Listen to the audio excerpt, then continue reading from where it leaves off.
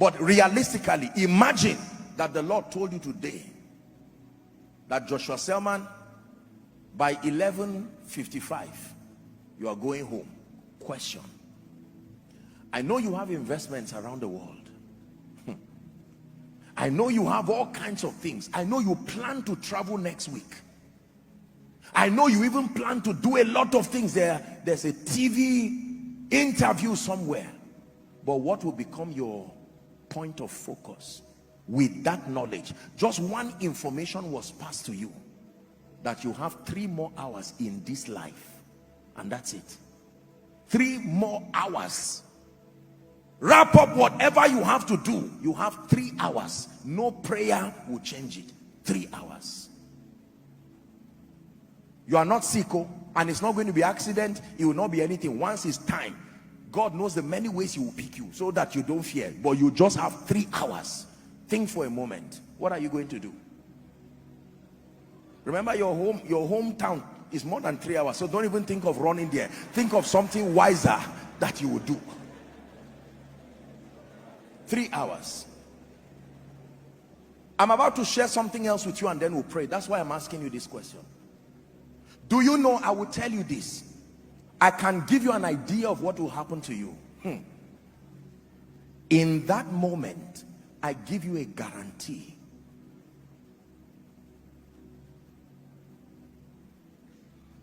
Nothing else matters. Nothing else counts. I'm in the presence of my Maker. Listen, when you are right there, you may think of your businesses. You may think of your investments. You may think of your certificates. You may think of your wife. You may think of your husband. You may think of your parents. You may think of your children. You may think of your future and your goals, your plans, your house under construction. You may think of the person owing you and the police case that is still pending. You will think of all of these things, and yet you will be surprised that none of them at that point will be able to bring you satisfaction. Listen carefully. There is only one thing you will be looking for at that point. When you stand with the consciousness that I have only 3 hours to live in this life, there is only one thing you will look for. It is called peace. Write it down. John 14:27. The peace of God. Please write it down. Everybody write it down. Peace when trouble blows. Jehovah sees. Jehovah knows. He's my peace. When trouble blows. Jehovah sees. Jehovah knows. Do you know? Remember, 3 hours to end your life, and yet it is not another degree you want. It is not another political office you want. 3 hours. It is timing. By now it will be less than the 3 hours. It is not whether you like it or not. Non-negotiable. 3 hours. Then you will now have the wisdom to look for what you would have spent your entire life really looking for. The thing you are looking for at the point of death is what you should find first in your life and have the privilege of enjoying it. Because I will tell you, in that security, in that variety, in that significance, in that acceptance, in that sense of growth, in that sense of achievement, all of them are various ways of saying the same thing. This is one thing you are looking for: peace. How come you only find it when you are hours to the end of your life? whereas that is really what you need, even from the start of your life. And can you imagine that it is available even before you find any of these things? That you can have it without a car, you can have it without a child, you can have it without a church, and yet we ignore it. But when you are about to go, when every other thing fades, you find out that is the real thing. So when I crave for security, what I am really looking for is peace. When I crave for variety, what I'm really looking for is peace. When I crave for significance, what I'm really looking for is peace. When I crave for acceptance, running away from trouble, what I'm really looking for is peace. When I crave for growth, what I'm really looking for is peace. I know you won't believe it if I tell you the reason why you are running around with your CV is that you are looking for peace. You will say, Apostle, you are wrong. I'm looking for a job. You are right in your lifetime. But back to my story, few minutes to the end of your life, you would discover that what you were really looking for was not a job. That what you are looking for is not a travel abroad or a second citizenship.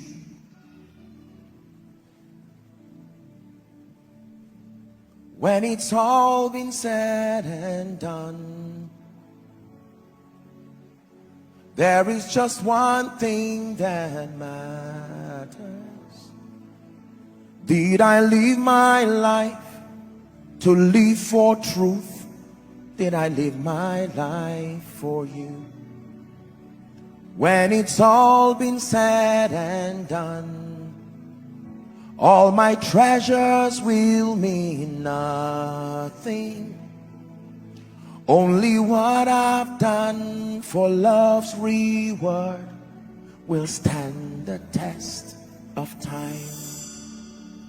Lord, your mercy is so great that you look beyond our weakness and find precious gold in married clay, turning sinners into saints.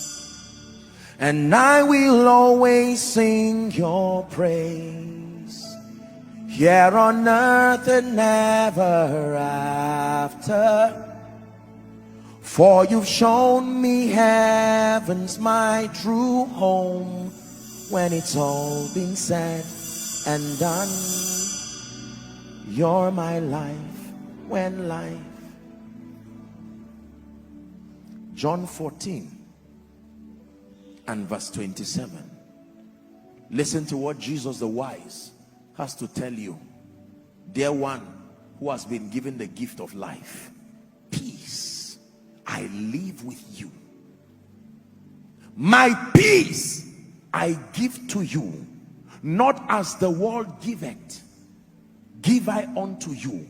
He said, let not your heart be troubled, neither let it be afraid. I have given you something.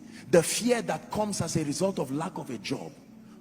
I don't mean to get you emotional, but everybody who died in the train that was headed to Kaduna, by the time they left Abuja, they had plans. When they woke up that morning, they said, I will return back in the evening. And when I return, honey, I'm rushing down to Kaduna to do something quickly. I just want to check my building. And they did not know that they had 3 hours left. I know you may not see the wisdom in what I'm teaching you today. I'm not saying you will die, but I'm giving you wisdom that is greater than investments. Wisdom. Can I tell you this? It is a waste of time to suspend your pursuit for peace until you find a house. It is a waste of time to suspend your pursuit for peace until you have children. It is a waste of time to suspend your pursuit for peace until you have money. None of those things have the power to give you peace. I can tell you. They may carry with them expressions of conveniences that may minister security, may minister variety, but security, variety, significance, love and acceptance, growth and advancement, impact and contribution are psychological ways of looking for the same thing: peace. Jesus said, I've given it to you. I don't give you when you finish your degree. I don't give you when you finish your master's. I don't give you when you finish your PhD. I don't give you when you become a professor. I don't give you when you are 60 years. Right where you are, before you even start your journey, you can carry the peace of God. When you find a house, is just an added advantage, but peace is there. Even if the house goes, your peace remains. As God grants you children, you are celebrating the children and dancing, but not without your peace. Can I tell you, no matter what you lose, you did not lose if what you have left is peace. But no matter what you gain, hear me, you really lost if you lost your peace on the way. Many of you start with that gift of peace. You throw it away to look for a wife. You throw it away to look for a husband. You throw it away to look for a job. You throw it away to look for ministry increase. At the end of it, watch what you have: children, a name, a private jet, money in your account in various currencies, a political position, titles, qualifications, no peace. Where did you keep it? And you find out that you left it in 1980. You threw it when you began your journey looking for other things. And at the end of your life, you will say, house, give me fulfillment. And house says, not my assignment. Degree, give me fulfillment. It is not my assignment. All of them will say, my assignment is only to give you success. Once we help you to become successful, our mission is finished in your life. What then gives me fulfillment? Peace. Hear me. The only thing that can give you fulfillment in your life is the peace that comes with knowing that you have lived your life effectively, serving the purposes of God and being a blessing to humanity. Philippians chapter 4 and verse 7. Philippians chapter 4 and verse 7. And the peace of God, which surpasseth all understanding, it says, shall keep your heart and your minds. When you read the preceding verse, verse 6, it says, be anxious for nothing. Anxiety. Nigeria, please look at me. There is such anxiety right now. I want to make it. I want to make sure that things work. And I assure you, by God, God is more interested in your success than you are even interested. The God that we serve is more determined, except that we have been given a wrong narrative that things give success and they also give fulfillment. I am here to tell you, by the authority of scripture and the wisdom of those who have gone before us, that the limit of everything you ever have in your life is the realm of success. When you pass the realm of success, only one thing is qualified to pass with you: your peace. And if you throw it away looking for the other tokens of success, a rude shock will be waiting for you at the end where that line is drawn.